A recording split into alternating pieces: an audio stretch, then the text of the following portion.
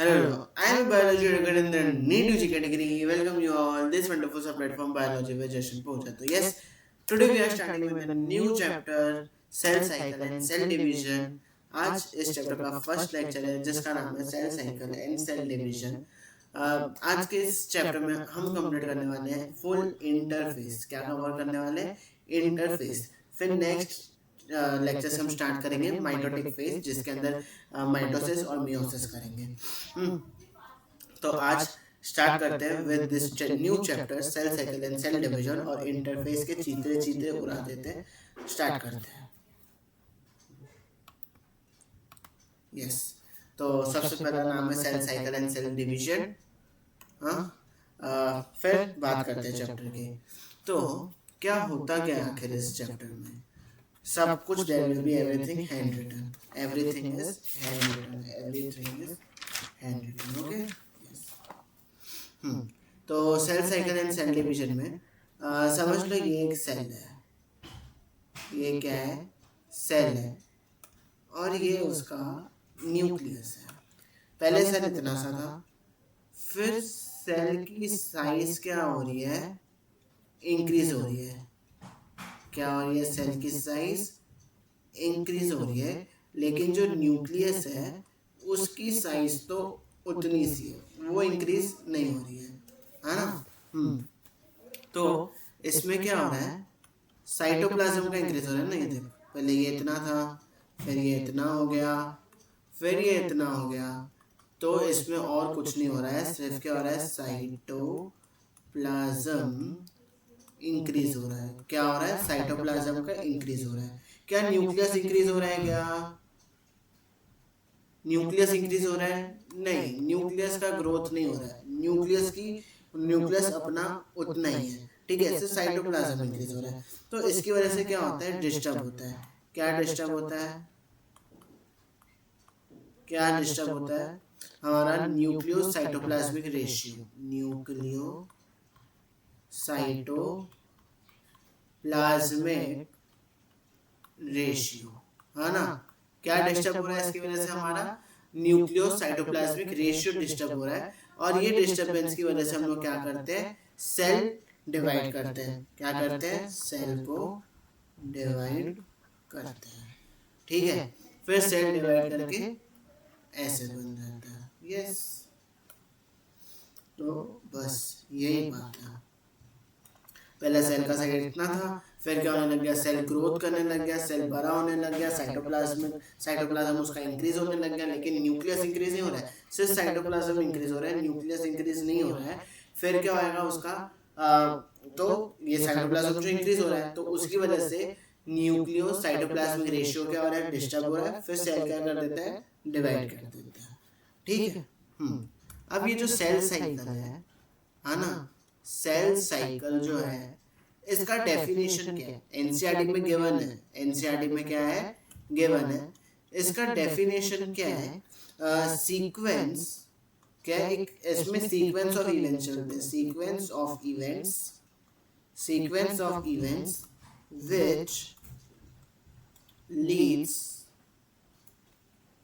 which leads to duplication which leads to duplication of genome and divide into two daughter cell, ठीक है। Yes तो cell cycle क्या definition है? Cell cycle की exact definition है।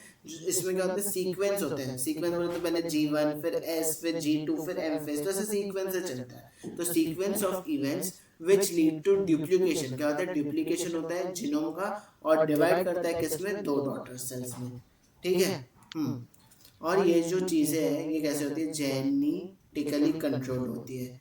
कैसी होती है ये? Genetically control. इसमें क्या होता है? डीएनए होता है। डीएनए क्या बनाता है? प्रोटीन बनाएगा। डीएनए क्या बनाएगा? प्रोटीन बनाएगा। कौन सा प्रोटीन बनाएगा? तो डीएनए जो है वो प्रोटीन बनाता है, दो टाइप के प्रोटीन बनाता है। कौन से दो टाइप के प्रोटीन है वो? एक सेकेंड, हम उसका नाम लिखते हैं प्रोटीन का, है ना। कौन से दो टाइप के प्रोटीन है? तो एक है साइक्लिन्स और एक है सीडीके। सीडीके का फुल फॉर्म है cyclin dependent kinase. Dependent kinase, ठीक है। तो ये दो टाइप के क्या बनाता है? प्रोटीन बनाता है। कौन? DNA. Cyclins and CDK. CDK क्या है? Cyclin dependent protein. फिर बात करते हैं किसकी? जनरेशन टाइम की। किसकी? जनरेशन टाइम की, ठीक है। जनरेशन टाइम की बात करते हैं। इसमें सबसे पहले हम बात करते हैं किसकी? हमारे ह्यूमन सेल की। अब जो ह्यूमन सेल है ये डिवाइड करने का लिए लेता है 24 आवर्स। कितना टाइम लेता है ये डिवाइड करने के लिए? कितना लेता है? 24 आवर्स। कितना टाइम लेता है ये? 24 आवर्स लेता है, ठीक है। और यही क्या है इसका? जनरेशन टाइम है। एनर्जी क्या है ये उसका जनरेशन टाइम है। ह्यूमन सेल का 24 आवर्स क्या है? पूरा ये टाइम है। इसको हम लोग क्या बोलते हैं? जनरेशन टाइम देते हैं। इस 24 आवर में से 23 आवर्स वो किधर देता है? अपने इंटरफेस में देता है। किधर देता है? इंटरफेस। किधर? इंटरफेस में। और सिर्फ 1 घंटा किधर देता है? माइटोटिक फेज में। माइटोटिक माइटोटिक फेज में देता है, डिवाइड करने के लिए देता है, ठीक है। हाँ, एक सेकंड ना, थोड़ा और अच्छे से लिखते हैं ना इसको, है ना। एक सेकंड, थोड़ा नोट्स एकदम अच्छे से बनाया करो, है ना। तो 24 आवर्स इसका टोटल है, जिसमें से 23 आवर्स ये किस में देता है? अपना इंटरफेज में देता है। और 1 घंटा किस में देता है? अपना डिवाइड में देता है, ठीक है। फिर दूसरी बात करते हैं किसकी? हमारे ईस्ट की। ईस्ट कितना देता है? 90 मिनट्स देता है। कितना? 90 मिनट्स। उसमें से 95% किधर देता है? अपना इंटरफेस में देता है। किधर देता है? इंटरफेस में।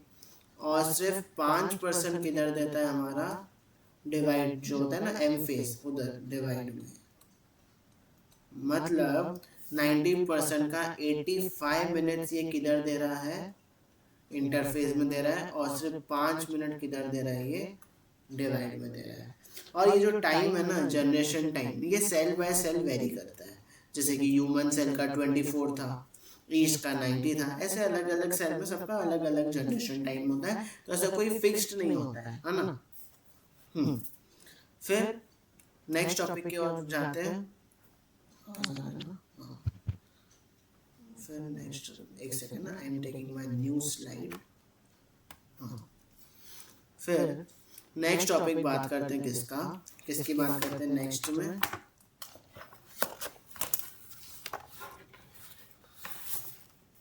नेक्स्ट टॉपिक की ओर बात करते हैं। हाँ यार, आज नो थोड़ी तबीयत डाउन है अपनी, ठीक है, ठीक नहीं लग रहा आज, इसके लिए लेक्चर भी थोड़ा लेट हो गया, है ना। बात करते हैं अब next, stage of cell cycle. किसकी? स्टेजेस ऑफ सेल साइकिल, ठीक है। नेक्स्ट इसकी बात करते हैं, स्टेजेस ऑफ सेल साइकिल। तो 2 स्टेज होती है सेल साइकिल में। कितनी स्टेज होती है? 2।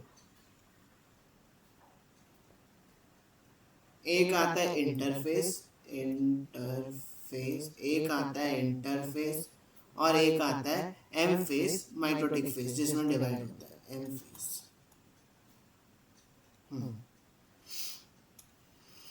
ठीक है। एक है इंटरफेस, एक है एम फेस। अब जो मेरा इंटरफेस है उसमें सेल अपना 95% टाइम उसमें देता है। इसमें क्या करता है, वो प्रिपरेशन करता है। क्या करता है, सेल प्रिपरेशन करता है। इसको हम लोग क्या बोलते हैं, प्रिपरेटरी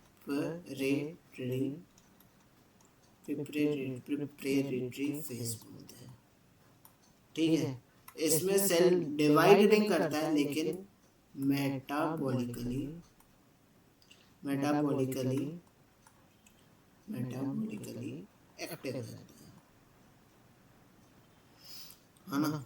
एम फेज की बात करें तो इसमें अपना सिर्फ 5% देता है सेल। ये बहुत ही ड्रामेटिक फेज है। और इसमें क्या होता है, डिवाइडिंग फेज है। ठीक है, और फिर अगर इंटरफेस की बात करें तो इधर 3 स्टेजेस है। कौन सी है, G1 S G2। इधर बात करें तो इधर भी 2 है। एक है हमारी कैरियोकाइनेसिस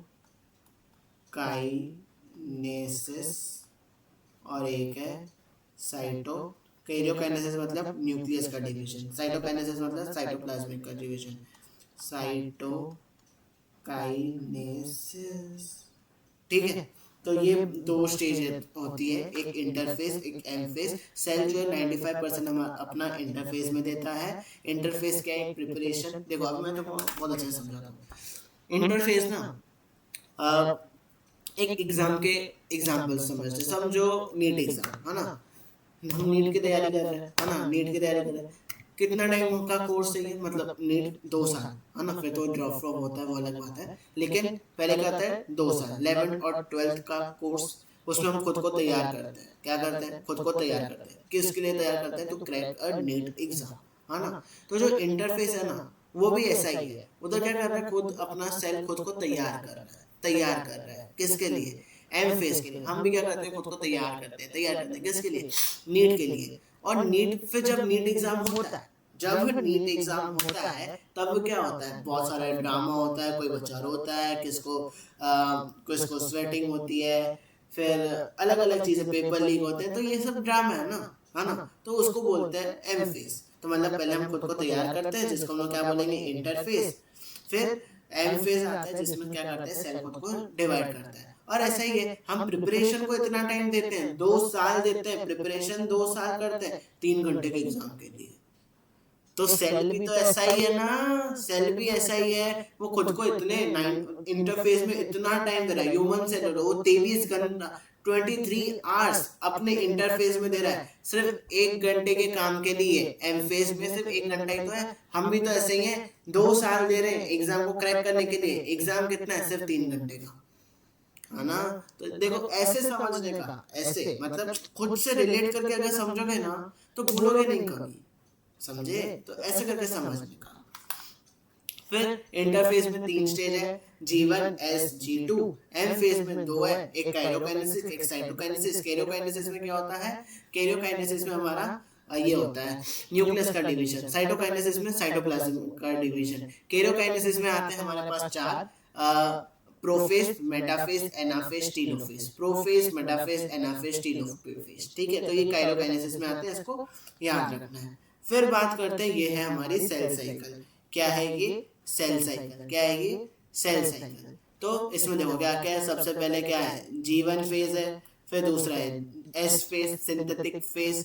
फिर आता है थर्ड G2 फेज। फिर जिसको हम लोग लास्ट में बोलते हैं एम फेज। एम फेज में 2 है, एक काइरोकाइनेसिस एक साइटोकाइनेसिस। काइरोकाइनेसिस में आता है प्रोफेज, मेटाफेज, एनाफेज, टीलोफेज। और लास्ट में साइटोप्लाज्मिक का डिवीजन होता है, जिसको हम लोग बोलते हैं साइटोकाइनेसिस। फिर अब इसमें एक एक को डिटेल में करते हैं। सबसे पहले बात करते हैं किसकी, G1 फेज की। किसकी बात करते हैं, G1 फेज। किसकी बात करेंगे, G1 फेज की बात करेंगे, है ना।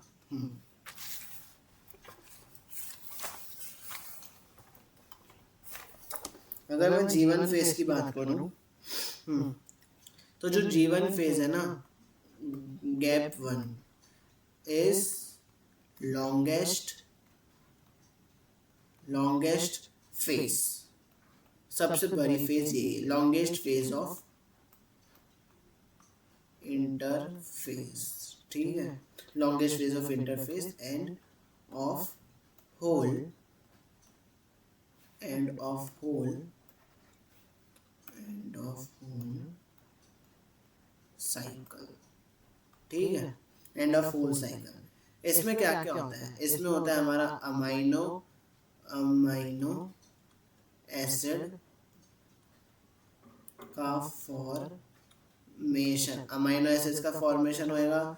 दूसरा फिर प्रोटीन का सिंथेसिस होएगा, आरएनए बनेगा, आरएनए का सिंथेसिस होएगा।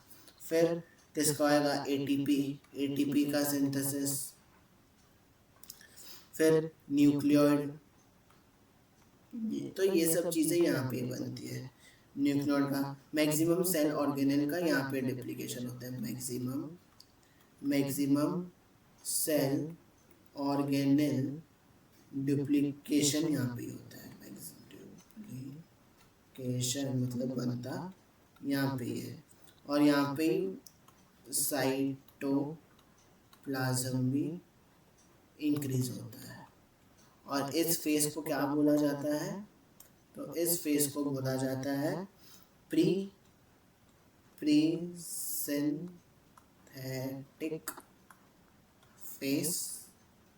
प्रीसिंथेटिक फेज, और दूसरा पोस्ट माइटोटिक फेज। क्यों बोला जा रहा है ये pre synthetic phase and post mitotic phase? Pre synthetic phase इसके लिए बोला जाता है क्योंकि ये एस फेज के पहले आ रहा है, और एम फेज के बाद आ रहा है, इसके लिए पोस्ट बोला जाता है। तो पोस्ट माइटोटिक फेज क्योंकि एम फेज के बाद आ रहा है, एंड प्री सिंथेटिक फेज क्योंकि ये एस से पहले आ रहा है। तो ये है जीवन की बात। फिर बात करते हैं नेक्स्ट किसकी, एस फेज की। किसकी, एस फेज। अगर एस फेज की मैं बात करूं तो एस फेज में क्या होता है,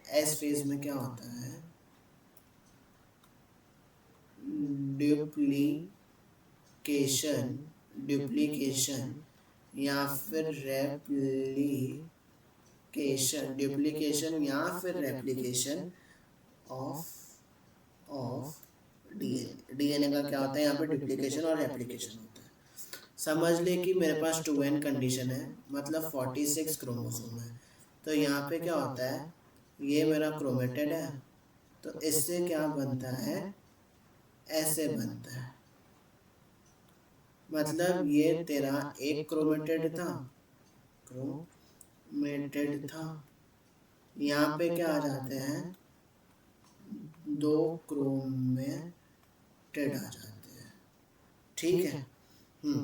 तो यहाँ पे क्रोमोसोम का नंबर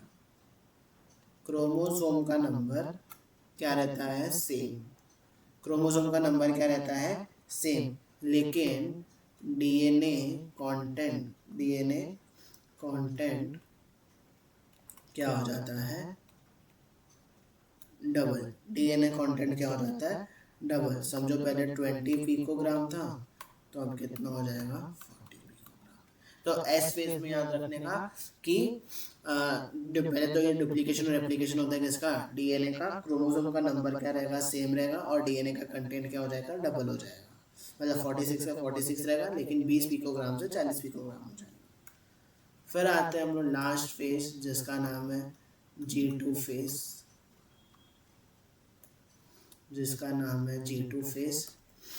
G2 फेज में क्या होता है, जो बचे हुए ऑर्गेनेल्स है ना, देखो मैक्सिमम ऑर्गेनेल्स का जो डुप्लीकेशन है,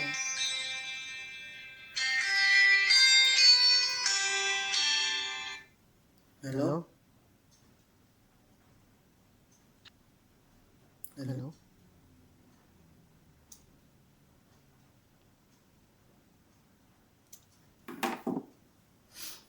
सॉरी, G2 फेज की अगर बात करें तो G2 फेज में मैक्सिमम ऑर्गेनेल्स का डुप्लीकेशन हो गया, किधर, जीवन में। अब जो बचे हुए हैं, जैसे कि माइटोकॉन्ड्रिया हो गया,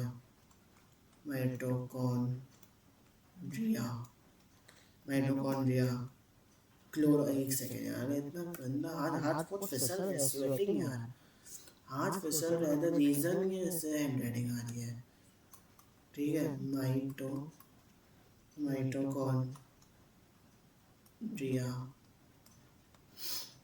फिर आता है नेक्स्ट क्लोरोप्लास्ट। ठीक है, गोल्जी। इन सब का क्या होता है, डुप्लीकेशन। ठीक है, और इसमें क्या होता है, ट्यूब्यूलिन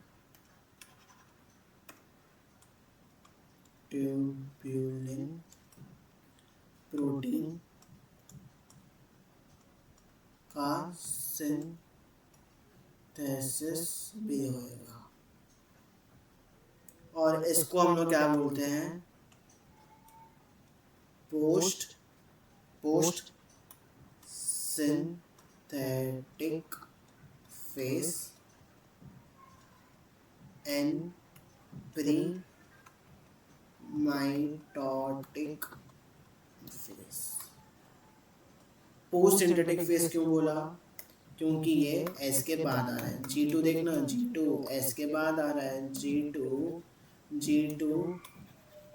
जो है वो एस के बाद आ रहा है, इसके लिए बोला, और M के पहले आ रहा है, इसके लिए बोला।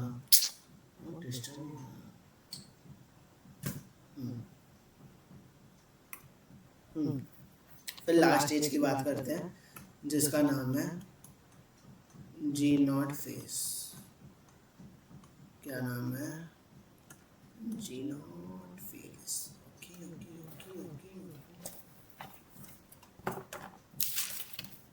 Last phase, last G0 phase क्या होता है, G0 फेज क्या होता है, देयर आर सम सेल्स जो कि जीवन से एग्जिट लेके किधर चले जाते हैं, G0 में चले जाते हैं। जीवन से एग्जिट लेके कहाँ चले जाएंगे, G0 में चले जाएंगे। अब जो G0 है ना, G0 मतलब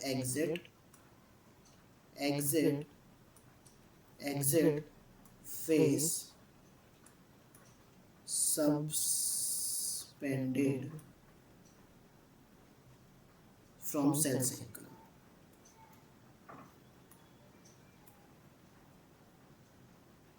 ठीक है, इसको हम दूसरा नाम क्या देते हैं, क्वाइशेंट फेज।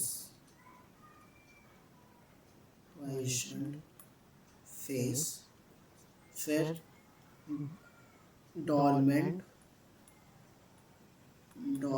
फेज, मेटाबॉलिकली एक्टिव रहता है,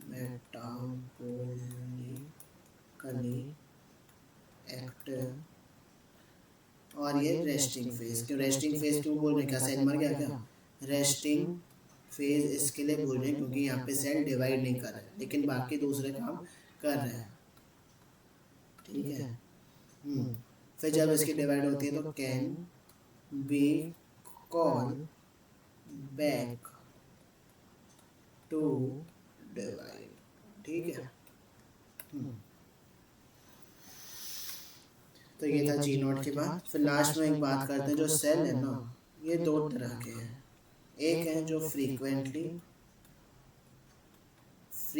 डिवाइड करते हैं, क्या करते हैं, फ्रीक्वेंटली डिवाइड करते हैं, और एक होते हैं जो टेक्स टाइम टू डिवाइड। ठीक है, एक जो है फ्रीक्वेंटली डिवाइड करेंगे और एक होते हैं टेक्स टाइम टू डिवाइड। तो अगर मैं G1 की बात करूं तो जो फ्रीक्वेंटली डिवाइड हो रहे हैं ना, इनमें शॉर्टर होता है, लेकिन जो टेक टाइम्स टू डिवाइड वो कैसे होते हैं, लॉन्गर होते हैं। ठीक है, तो याद रखना ये बात। बस आज के लेक्चर के लिए इतना ही काफी है।